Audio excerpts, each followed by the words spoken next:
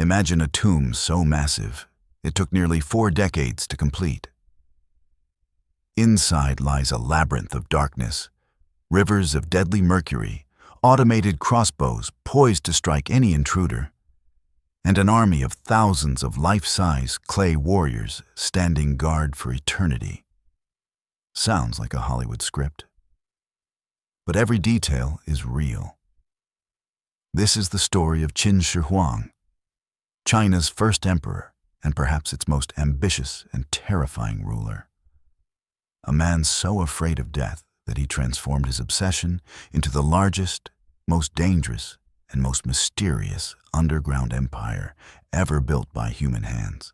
And the ultimate question remains, would you dare to step inside? That was the question that haunted Qin Shi Huang, the first emperor of China. Before he was the all-powerful emperor, he was a boy named Yingzheng, born into a violent, chaotic world. During his childhood, the land we now call China was not a united country.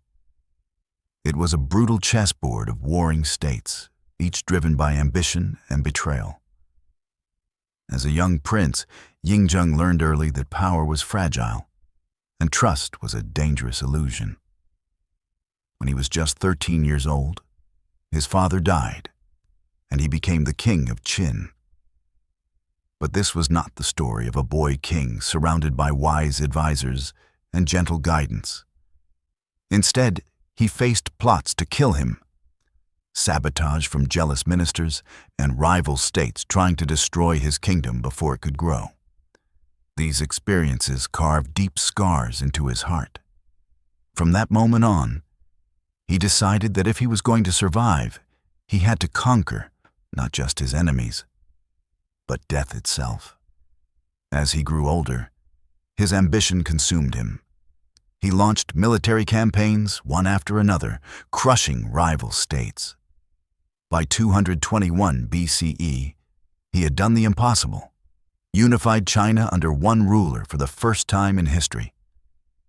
He declared himself Qin Shi Huangdi, the first emperor. In the eyes of the people, he was almost divine, the son of heaven, chosen to rule all under the sky. But no matter how high his throne, one truth terrified him: death.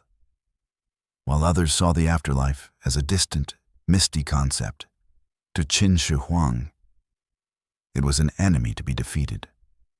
He believed death was not an end, but a territory waiting to be conquered.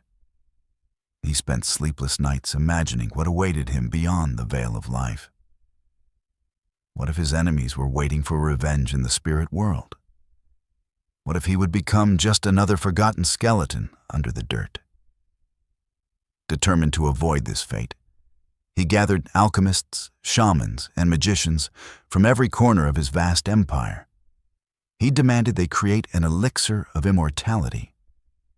These doctors mixed mercury, jade powder, rare herbs, and even crushed pearls into potions. Ironically, these toxic concoctions slowly poisoned his body, weakening him while promising eternal life. While the emperor drank his deadly potions, he was also plotting something even more extraordinary: a plan to rule forever underground. He envisioned a tomb that wasn't just a burial site. It would be a parallel universe, a second empire beneath the earth, perfectly mirroring the world he had unified above. Imagine him standing in his candlelit study late at night, staring at sprawling scrolls laid across a giant table. Maps of his empire were marked with red ink: rivers, mountains, roads, and cities. He whispered to his advisors that he wanted it all recreated underground. Every hall, every palace chamber, every guard post, all meticulously reconstructed so that his spirit could continue his reign, undisturbed, in the afterlife. This wasn't only about comfort. The emperor genuinely believed that with the right protection, rituals, and architecture, he could remain invincible, even after death.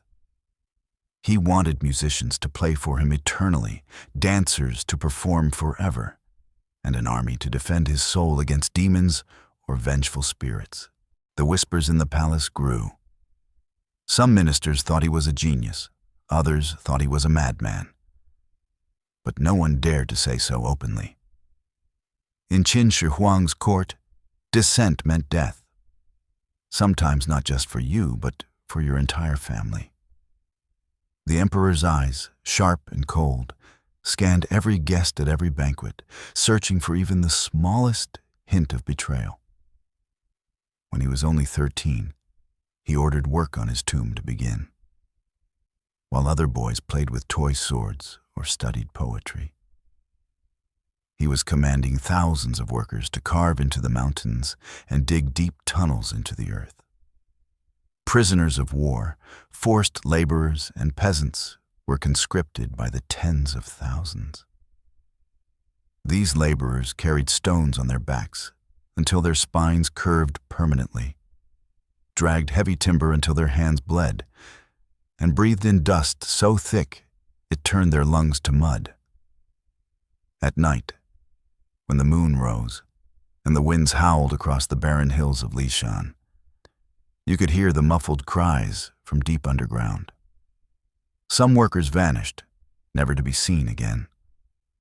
Rumors spread that anyone who knew too much about the inner layout was buried alive to ensure eternal secrecy. Ghost stories drifted through nearby villages, warning children not to stray near the construction site after sunset. Above ground, Qin Shi Huang was unstoppable. He standardized weights, measures, and even the script used for writing. He ordered roads to be built across the empire so that his armies could move swiftly. His image appeared everywhere, on coins, on banners, on monumental stone inscriptions declaring his eternal glory. But while the empire above ground flourished, the emperor's heart belonged to the empire below. He visited the tomb construction site frequently, sometimes staying for days, wandering through incomplete halls with burning torches in hand. His presence was both terrifying and electrifying. Workers who glimpsed him described a man who seemed almost possessed. Eyes wide, breath shallow, as if he were seeing beyond the walls into a hidden world that no one else could fathom. Historians believe that during these visits, the emperor personally ordered modifications, deeper tunnels, more elaborate traps, larger treasure chambers. Each new change meant more labor, more suffering, and more death among the workforce. But to Qin Shi Huang, these were small prices to pay for the promise of eternal rule. In the eyes of the emperor, the tomb wasn't a coffin. It was a throne room, a fortress, and a cosmic ship that would carry him beyond the limits of human existence. It was the final proof of his ultimate victory, not just over his enemies or rebellious provinces, but over the very idea of mortality itself. As the years passed and the tomb neared completion, the emperor's paranoia deepened. He became increasingly obsessed with assassination plots, real or imagined. He changed sleeping quarters every night. He ordered his food to be tested repeatedly, and anyone suspected of disloyalty was executed without hesitation. Yet beneath all this terror lay one undeniable truth. For Qin Shi Huang, immortality wasn't just a dream. It was a project, an engineering feat as tangible and detailed as any palace or fortress. He was determined to build a new empire, one that existed beyond life and beyond death, forever hidden beneath the earth. When the imperial command was issued, tens of thousands of workers from every corner of the empire were mobilized. The best craftsmen, potters, stone carvers, bronze smiths, along with countless prisoners of war and impoverished farmers, were forced to labor on a project they whispered about as the Castle of Shadows. Day and night, endless lines of laborers hauled earth, stone, timber, and hundreds of other materials. In the misty dawn, The creaking of wooden wheels over muddy paths, the crack of whips on prisoners' backs, and the muffled sobs of exhausted workers echoed across the valleys of Mount Lee. The smell of sweat, blood, and wet clay blended into a suffocating cloud, hanging heavy over the camps. Architects drafted blueprints for the tomb that mirrored the entire empire. At the heart stood the Imperial Hall, the central chamber meant to house the emperor's coffin and a magnificent throne. Surrounding it were dozens of corridors, treasure vaults, ceremonial rooms, armories, and even entertainment halls designed for music and dance to continue in the afterlife. Some chambers were built to imitate real palaces. Ceilings were decorated with glowing pearls to resemble the night sky. There were banquet halls meant for eternal feasts and grand ballrooms where spectral musicians and dancers would perform forever. Qin Shi Huang wanted no difference between his palace above and his palace below. Death was merely another realm to rule. Then, at the core of this vast underground empire, rose its most chilling and spectacular feature: the Terracotta Army. Over 8,000 life-sized clay soldiers were sculpted, each with a unique face, posture, and expression. No two were identical. These were not just statues. They were an army, alive in spirit, ready to defend the emperor in whatever world awaited him beyond death. Some held spears, others gripped crossbows, and some guided elaborate war chariots. Generals stood tall, eyes forward, faces etched with lines of authority and battle-hardened resolve. Next to them were war horses, each modeled in meticulous detail, ears perked as if listening for a distant command. Modern scientists have even discovered that some swords and blades buried with these warriors remain sharp enough to slice paper today, despite lying underground for over 2 millennia. Ancient craftsmen captured every detail: wrinkles on foreheads, bushy beards, twisted braids, and even scars on cheeks. They poured their entire skill, spirit, and identity into each figure. According to legend, once the work was completed, many of these craftsmen were executed or buried alive to ensure the secrets of their techniques and the tomb's design would never be revealed. The army was arranged in precise military formations: frontline infantry, archers, cavalry, and high-ranking officers. The strategic organization reflected the emperor's brilliance as a commander who had once conquered all rival states.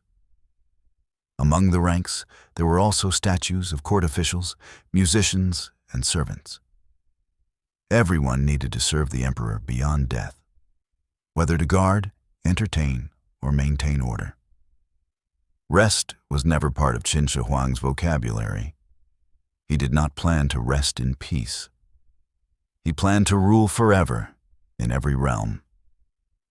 Alongside the warriors stood hundreds of terracotta horses prepared to pull grand chariots adorned with intricate bronze and precious stone fittings.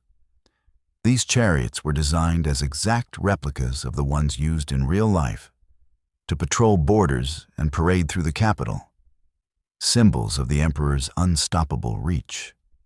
More than just a show of military power, the creation of this army sent a message to gods and ancestors alike. I, Qin Shi Huang, conqueror of all under heaven, will continue my reign in the next world. No demon, no ghost, no spirit shall threaten my throne. When the imperial command was issued, tens of thousands of workers from every corner of the empire were mobilized. The best craftsmen, potters, stone carvers, bronze smiths, along with countless prisoners of war and impoverished farmers, were forced to labor on a project they whispered about as the Castle of Shadows. Day and night, endless lines of laborers hauled earth, stone, timber, and hundreds of other materials. In the misty dawn, the creaking of wooden wheels over muddy paths, the crack of whips on prisoners' backs, and the muffled sobs of exhausted workers echoed across the valleys of Mount Lee. The smell of sweat, blood, and wet clay blended into a suffocating cloud, hanging heavy over the camps. Architects drafted blueprints for the tomb that mirrored the entire empire. At the heart stood the Imperial Hall, the central chamber meant to house the emperor's coffin and a magnificent throne. Surrounding it were dozens of corridors, treasure vaults, ceremonial rooms, armories, and even entertainment halls designed for music and dance to continue in the afterlife. Some chambers were built to imitate real palaces. Ceilings were decorated with glowing pearls to resemble the night sky. There were banquet halls meant for eternal feasts and grand ballrooms where spectral musicians and dancers would perform forever. Qin Shi Huang wanted no difference between his palace above and his palace below. Death was merely another realm to rule. Then, at the core of this vast underground empire, rose its most chilling and spectacular feature: the Terracotta Army. Over 8,000 life-sized clay soldiers were sculpted, each with a unique face, posture, and expression. No two were identical. These were not just statues. They were an army, alive in spirit, ready to defend the emperor in whatever world awaited him beyond death. Some held spears, others gripped crossbows, and some guided elaborate war chariots. Generals stood tall, eyes forward, faces etched with lines of authority and battle-hardened resolve. Next to them were war horses, each modeled in meticulous detail, ears perked as if listening for a distant command. Modern scientists have even discovered that some swords and blades buried with these warriors remain sharp enough to slice paper today, despite lying underground for over 2 millennia. Ancient craftsmen captured every detail: wrinkles on foreheads, bushy beards, twisted braids, and even scars on cheeks. They poured their entire skill, spirit, and identity into each figure. According to legend, once the work was completed, many of these craftsmen were executed or buried alive to ensure the secrets of their techniques and the tomb's design would never be revealed. The army was arranged in precise military formations: frontline infantry, archers, cavalry, and high-ranking officers. The strategic organization reflected the emperor's brilliance as a commander who had once conquered all rival states. Among the ranks, there were also statues of court officials, musicians, and servants. Everyone needed to serve the emperor beyond death, whether to guard, entertain, or maintain order. Rest was never part of Qin Shi Huang's vocabulary. He did not plan to rest in peace. He planned to rule forever in every realm. Alongside the warriors stood hundreds of terracotta horses prepared to pull grand chariots adorned with intricate bronze and precious stone fittings. These chariots were designed as exact replicas of the ones used in real life to patrol borders and parade through the capital, symbols of the emperor's unstoppable reach. More than just a show of military power, the creation of this army sent a message to gods and ancestors alike. I, Qin Shi Huang, conqueror of all under heaven, will continue my reign in the next world. No demon, no ghost, no spirit shall threaten my throne. Day after day, the tomb sank deeper into the earth. Thousands of nameless bodies disappeared forever, lost beneath layers of stone and clay. Above ground, the common people only heard rumors. The tomb is swallowing men alive. Screams echo from the mountain at night. Ghosts roam Mount Lee after sunset. For the people, it was a horror story. But for the emperor, it was simply progress. Every life sacrificed strengthened his vision of an eternal empire and his unstoppable dream of immortality. When Qin Shi Huang gazed at the endless rows of clay soldiers illuminated by torchlight, he did not see art. He saw loyal warriors, eternally awaiting his orders to crush any enemy, whether they came from the human world or the world of spirits. Some legends claim that on cold, windy nights atop Mount Li, you can still hear heavy footsteps echoing in the dark and the faint clinking of weapons, as if the Terracotta Army has never truly been at rest. That silent army stands as the ultimate monument to Qin Shi Huang's obsession with power and immortality. Today, millions of people across the world stare at those soldiers in awe and wonder. Yet deep below, perhaps those unblinking clay eyes are still watching, waiting for their emperor's final command, a command that might never come, or might echo across eternity in the shadows of a forgotten empire. If you thought the Terracotta Army was the most terrifying part of Qin Shi Huang's tomb, you're in for a dark surprise. Because the emperor didn't just rely on statues and spiritual guards. He created a labyrinth of lethal traps designed to protect his underground empire from the living. To Qin Shi Huang, death was a realm to conquer, but he also feared tomb raiders, rebels, and anyone who might dare disturb his eternal slumber. So he demanded traps that would rival anything from a Hollywood adventure movie. The records speak of a tomb so dangerous that even today, scientists and archaeologists hesitate to fully explore it. Imagine stepping into a narrow corridor, torch in hand. You feel the heavy, stale air pressing against your skin. Each footstep echoes like a heartbeat inside a ribcage of stone. Suddenly, you hear a sharp click. Before you can react, an invisible tripwire tightens. From the darkness, a volley of arrows fires at lightning speed, each aimed to kill instantly. These crossbows weren't ordinary bows. According to ancient chronicles, they were mounted on swiveling frames and set to fire automatically when triggered. Some historians believe they used tension systems made of twisted animal sinews or bamboo springs, mechanisms advanced far beyond what many people imagine for that era. These crossbows didn't just shoot straight, they were designed to sweep entire hallways, making sure no one could escape alive. And that was only the beginning.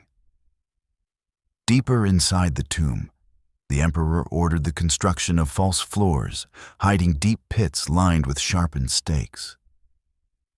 Imagine walking carefully forward, only for the ground beneath you to collapse, plunging you into a pit of spikes.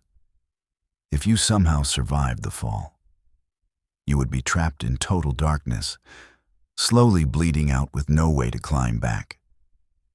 But perhaps the most frightening feature of all was the rivers and lakes of mercury.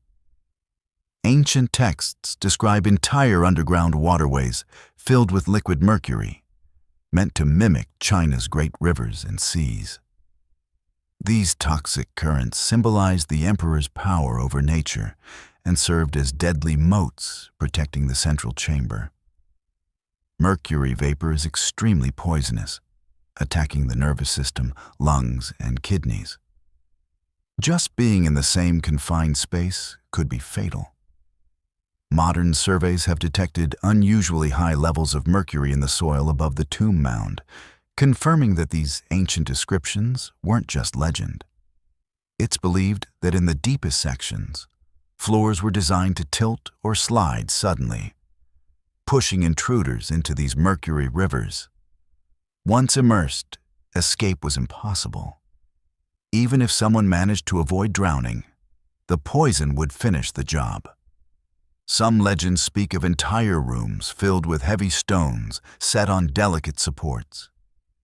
If someone triggered a pressure plate, the supports would collapse, dropping tons of rock and crushing everything below. Other stories describe walls that could close in slowly, trapping and suffocating the victim like a giant stone lung.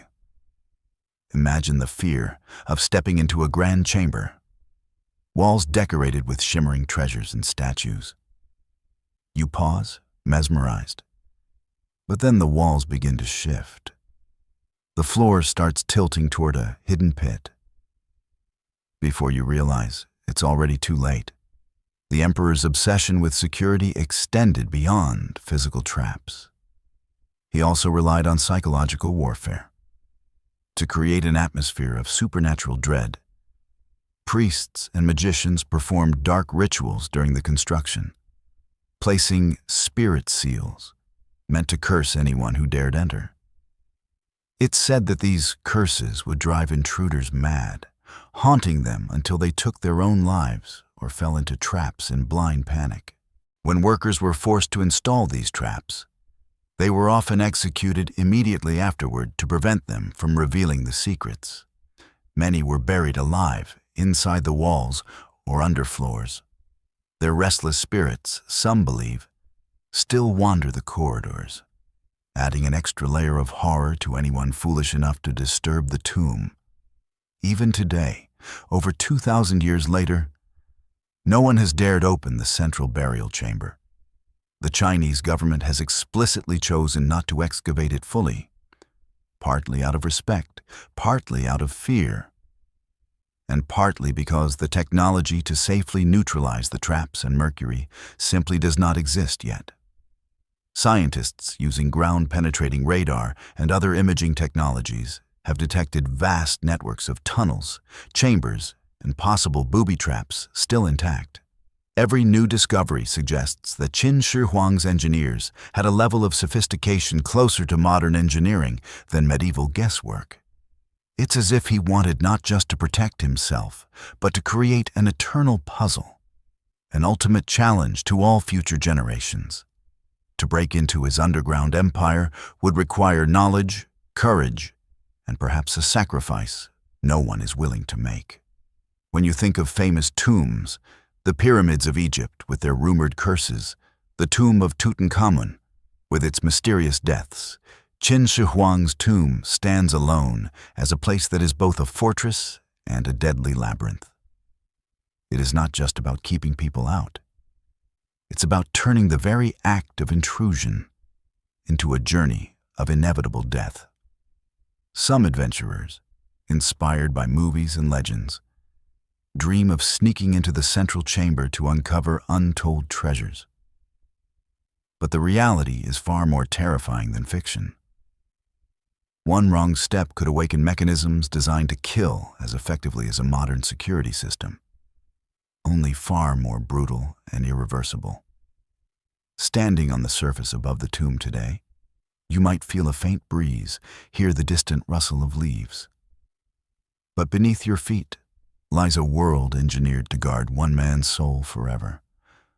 A world filled with silent weapons and unseen poisons. Would you descend into that darkness, knowing every hallway could be your last? Would you dare to challenge a man who refused to bow even to death itself? After decades of construction and endless modifications, the tomb was nearly ready. But the man it was built for, the first emperor, Qin Shi Huang, was running out of time. By the year 210 BCE, the emperor's health had deteriorated rapidly. Ironically, the very elixirs he had consumed for decades to achieve immortality, potions laced with mercury and other toxic minerals, were slowly killing him. His skin grew pale and ashen. His moods became erratic, his paranoia deeper than ever. He refused to sleep in the same room twice, terrified of assassins and spirits alike. In his final years, Qin Shi Huang still dreamed of finding the ultimate elixir of life. He sent expeditions across the sea to the mythical islands where immortals supposedly lived. One of these expeditions was led by the alchemist Xu Fu, who took hundreds of young men and women with him. They never returned, and some legends claim they founded settlements in distant lands, even as far as Japan. But time waits for no one, not even an emperor obsessed with eternal rule. During one of his inspection tours in eastern China, Qin Shi Huang suddenly fell gravely ill. His entourage panicked. They knew that if a word of the emperor's death got out, chaos would erupt throughout the empire. In the sticky summer heat, the emperor died in his carriage, surrounded by trembling officials. His body began to decay almost immediately. To hide the smell during the long journey back to the capital, they filled the carriage with barrels of rotting fish, hoping to disguise the stench of death. Meanwhile, the highest ministers forged edicts and faked imperial commands, pretending that the emperor was still alive, issuing orders. They manipulated succession plans, installing Qin Shi Huang's weakest son as heir to ensure their own power. All the while, the empire teetered on the brink of chaos. When the imperial procession finally arrived back at the capital, preparations for the burial began immediately. The tomb, decades in the making, was finally ready to receive its master. The burial ritual was grand and horrifying in equal measure. It wasn't just about laying the emperor to rest. It was about transforming him into an immortal sovereign of the underworld. Along with the emperor's body, countless precious treasures were carried into the tomb. Priceless jades, gold ornaments, ceremonial weapons, rare artifacts gathered from every corner of the vast empire. But treasures alone were not enough. According to ancient records, hundreds, perhaps thousands, of concubines and palace servants were sealed alive inside the tomb to serve the emperor in the afterlife. These terrified souls were led into chambers with no exits. When the doors were shut and the air began to thin, their screams echoed in the darkness, becoming one with the labyrinth forever. Engineers and workers who had intimate knowledge of the tomb's secret layouts and traps also met grim fates. Many were forced deep into the tunnels and sealed inside, ensuring that no one would ever escape to reveal the secrets of the tomb's design. Outside, soldiers piled earth and rocks, transforming the grand mausoleum into a silent mound that would resemble a sacred mountain. On the surface, nothing betrayed the horrors hidden below. To the people, it was a holy sight, a symbol of eternal power. To those who knew the truth, it was a graveyard of countless souls. Some ancient texts describe rituals performed at the mound, involving black-robed priests chanting incantations under moonlight. They invoked ancestral spirits and cosmic forces to guard the tomb, binding the emperor's soul to his underground empire and cursing any future intruder. It was said that during these nights, strange lights flickered around the hill and animals fled in terror. Villagers nearby claimed to hear the sound of drums, distant war horns, and the cries of those sealed within, as if the emperor's spirit was already assembling his army in the darkness. As the years passed, the Qin dynasty quickly crumbled. Only a few years after Qin Shi Huang's death, revolts erupted across China. The harsh laws and brutal conscription he imposed fueled massive uprisings. His heirs could not hold the empire together, and the dynasty fell, replaced by the Han. But the tomb remained untouched. Despite the fall of the dynasty and the chaos that followed, no one dared to open the emperor's resting place.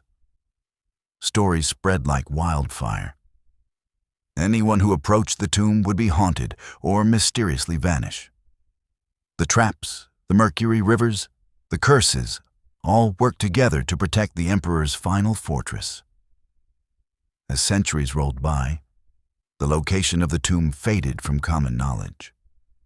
Forests crept up the mound, and legends turned the place into a ghostly, forbidden land. Local elders warned children not to play near the hill. "If you go too close," they said, "the emperor's soldiers will come for you." Yet the emperor's plan worked, in a way. No one disturbed his sleep. His army stood eternal guard, and above all, his name lived on, bound to a mystery so chilling that it transcended time. Today, archaeologists stand at the edge of that mound, armed with advanced technology. Ground-penetrating radar reveals vast chambers still sealed. Air samples show dangerous mercury levels. The central burial chamber, where Qin Shi Huang himself lies, remains unopened, shrouded in silence and shadows. We may never truly know what lies inside. Perhaps it is a treasure trove beyond imagination. Perhaps it is a nightmare waiting to be unleashed. But in either case, it stands as a testament to one man's desire to conquer not just the world of the living, but also the realm of the dead. For more than 2,000 years, the location and contents of Qin Shi Huang's tomb remained one of China's most well-guarded mysteries. Generations of villagers near Mount Li whispered of a cursed hill where no crops would grow, where animals refused to graze, and where spirits roamed freely under moonlight. Then, in 1974, an accident changed history. During a dry spring in Shanxi province, a group of farmers digging a well struck something hard underground. At first, they thought they had found pottery shards. But as they continued to dig, they uncovered pieces of life-sized statues: arms, legs, heads, and torsos. The fragments were so realistic that the farmers thought they might have stumbled upon ancient ghosts frozen in clay. Local officials quickly arrived, followed by archaeologists. And soon, the scope of the discovery became clear. They had unearthed what would become known as the Terracotta Army, one of the greatest archaeological finds of the 20th century. As excavation teams carefully brushed away centuries of soil, thousands of clay soldiers emerged, each one unique, standing in silent formation. Entire divisions of archers, charioteers, cavalry, and infantry stood as if awaiting orders. Many still held weapons: bronze swords, spears, crossbows, astonishingly well preserved thanks to advanced anti-rust treatments used at the time. Beyond the warriors, archaeologists discovered clay musicians, acrobats, strongmen, and even officials, all part of the emperor's envisioned afterlife society. Horses with dynamic, lifelike postures stood ready to pull chariots adorned with intricate bronze details. The level of detail shocked the world. Every soldier had individualized facial features, different hairstyles, armor designs, and expressions. From stern gazes of officers to the calm, determined stares of foot soldiers, it was as if a snapshot of an entire army from 2,200 years ago had been frozen underground. The more they uncovered, the more they realized the emperor's ambition was far beyond anything known in ancient mortuary art. Historians began to piece together old records describing the mercury rivers, the crossbow traps, and the sprawling underground city meant to mirror Qin Shi Huang's empire. Scientists conducting soil analysis around the burial mound detected mercury levels dozens of times higher than normal, providing strong evidence for the existence of those toxic rivers mentioned in ancient texts. This discovery reignited old fears and legends, confirming that the tomb was not just an extravagant grave, but also a fortress designed to remain untouched forever.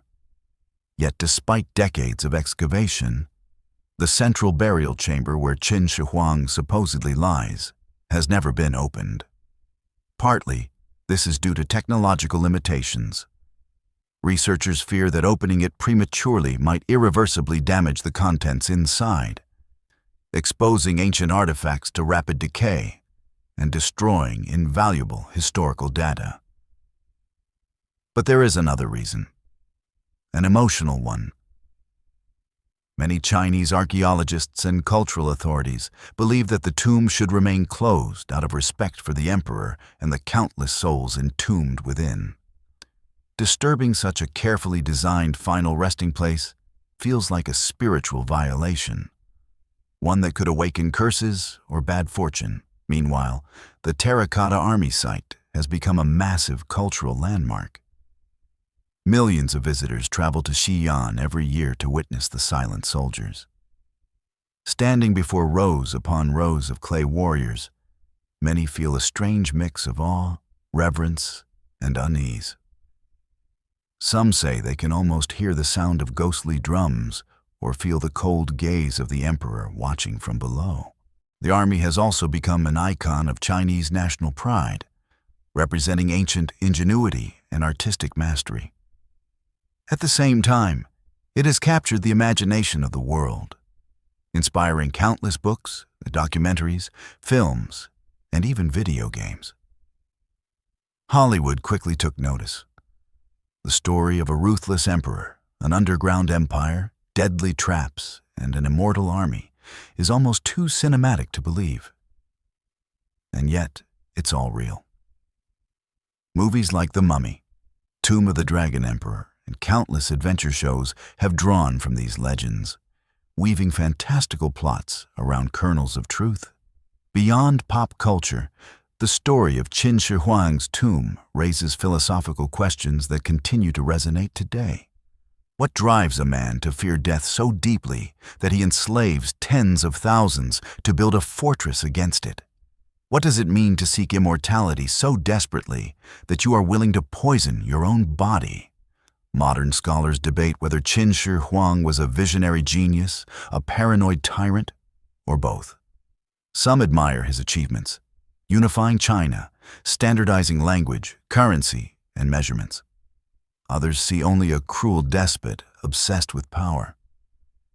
But no matter the perspective, his tomb stands as an undeniable monument to the extremes of human ambition. In a strange way, Qin Shi Huang achieved his wish for immortality, not through potions or magic, but through the legacy of his tomb, a story so extraordinary that it has lived on for over 2 millennia and shows no sign of fading.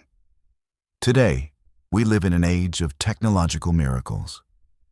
We can map distant planets, edit genes, and build machines that think.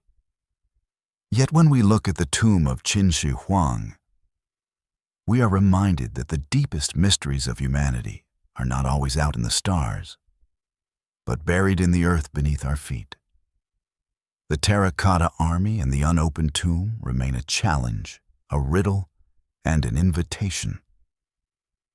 One that dares us to confront our own fears of mortality, the cost of ambition, and the limits of human control. Today, when you stand on the quiet mound above Qin Shi Huang's tomb, it's easy to forget the world buried beneath your feet. An underground empire sleeps there, a testament to one man's fear, ambition, and obsession with immortality. Qin Shi Huang didn't just want a tomb. He wanted a shadow empire where he could continue to rule even after death. He didn't want to simply be remembered. He wanted to exist, to command, to dominate forever. Yet, the immortality he achieved didn't come from potions or magic. It came from the story he left behind, a legend that has lived on for over 2,000 years. The Terracotta Army, the mercury rivers, and the deadly traps weren't only displays of power. They were mirrors reflecting the emperor's deepest fears. Fear of being forgotten, fear of losing control, fear of death itself. Ironically, just a few years after his death, the Qin dynasty collapsed. But the tomb endured, untouched, as if silently mocking the fleeting nature of human empires. Today, archaeologists choose not to open the central chamber, partly because of technical reasons, but also because sometimes preserving a mystery is more powerful than revealing a treasure. The legends, the fear, and the unanswered questions have made his tomb more immortal than any golden crown ever could. In the end, as we look at his story, we are left with one final question, a haunting invitation that echoes across time. If you stood before the sealed gates of Qin Shi Huang's tomb, knowing all the traps, the legends, and the curses within, would you dare to step inside?